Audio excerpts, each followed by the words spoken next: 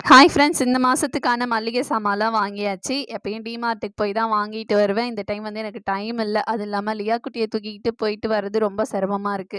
அதனால பக்கத்துல உள்ள கடையிலே வந்து வாங்கிட்டேன். வாங்கிட்டு வந்த கையோட நம்ம குடுத்த லிஸ்ட்ல உள்ள பொருள்லாம் கரெக்ட்டா குடுத்துருக்காங்களான்னு ஒரு தடவ செக் பண்ணிட்டு, அது எல்லாத்தையும் எடுத்து வச்சுட்டேன். தேவையான பொருள் மட்டும் எடுத்து கொட்டி வச்சுட்டு, மீதி எல்லாம் எடுத்து பாக்ஸ்ல வச்சுட்டேன்.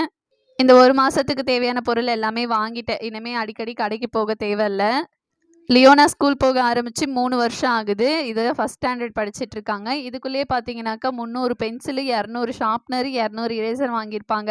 எல்லாம் எங்க தான் போகுதுன்னு தெரியாது. எப்ப கேட்டாலும் காணோம், எனக்கு வாங்கி தாங்க இப்படி தான் சொல்லுவாளே. அதுவும் எக்ஸாம் டைம்லலாம் பார்த்தீங்கன்னா 3 பென்சில் வந்து நல்லா ஷார்ப் பண்ணி குடுக்கணும்னு சொல்லுவாங்க. ஃபர்ஸ்ட் எக்ஸாமுக்கு போயிட்டு வரும்போதே ஏதாவது ஒரு பென்சில வந்து தொலைச்சிட்டு வந்துருவா. பென்சில் எல்லாம் தொலைஞ்சது போயி, இப்ப வந்து வாட்டர் பாட்டில தொலைக்கவும் ஆரம்பிச்சுட்டா. எப்படியும் வந்து ஒரு 2, 3 மாசத்துக்கு ஒரு தடவ ஒரு வாட்டர் பாட்டில் எடுத்துட்டு போயிட்டு, எங்கேயாவது விட்டுட்டு வந்துர்றது. நானும் வாட்டர் பாட்டில் எங்கன்னு கேட்டா, "அம்மா தொலைஞ்சிருச்சு." இப்படிதான் வந்து பதில் வருது. ஒரு 2 தடவ அவங்க கிளாஸ் மிஸ் கிட்ட கேட்டு வாங்கிட்டேன். ஆனா, இந்த தடவ எங்க விட்டான்னே தெரியல. எல்லா பிள்ளைங்களும் ஒண்ணா உட்காந்துருப்பாங்கல்ல, அப்ப பேசிக்கிட்டே எங்கேயோ விட்டுட்டு வந்துட்டா போல. அது காணோம்னு சொல்லிட்டு, இப்ப இன்னொரு பாட்டில் தான் வாங்கியிருக்கேன்.